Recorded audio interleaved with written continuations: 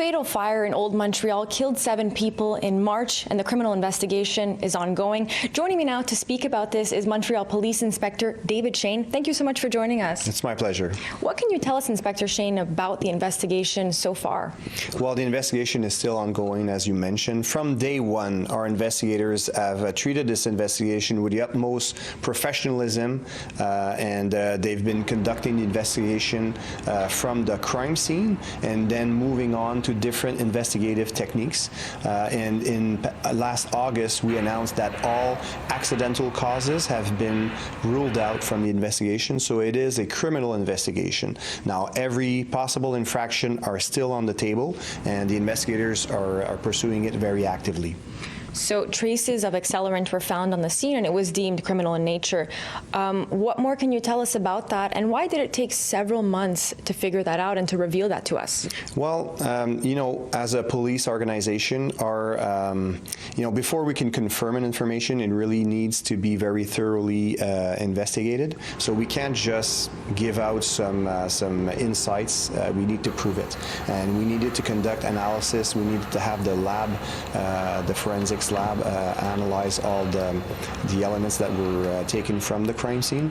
And so when we conduct an arson investigation, we need to be very, very thorough, and we rule out every possible cause one by one. For example, is it an electrical fire? Is it from a cigarette butt, for example?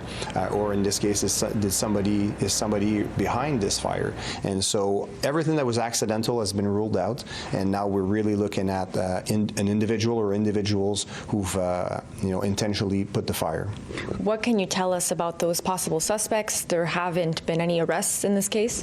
No, I cannot tell you more about this because we do not want to interfere with the investigation.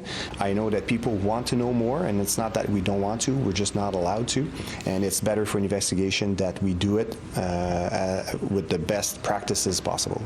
Back in March, you were out there providing daily updates to the media and to the public. What were your initial thoughts given the scale of this crime and dealing with it on a human level?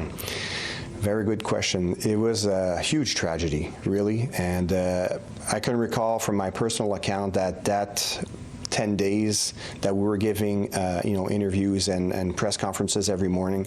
Personally, I slept like 4 hours or 5 hours a day, not more than that. It was very stressful, but it was also very exhilarating to be able to have an impact on the families. It was really, and to this day, the families are the reason why the investigators give their all out, all the police officers, all the civilian employees employed. And same thing for myself.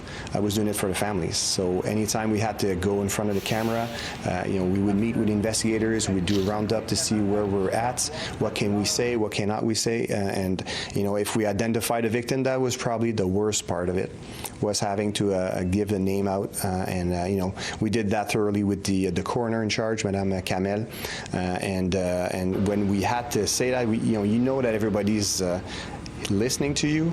You don't want to misspell, you don't want to missay the name, and it's very tragic. So with the team, we came over with this idea to live stream it fully and be able to listen to it, going a few days back, and that was really appreciated, and the coroner and the families confirmed that. So we're happy to have that impact in this human tragedy. Thank you so much for joining us, Inspector Shane. It's my pleasure. Ahead on City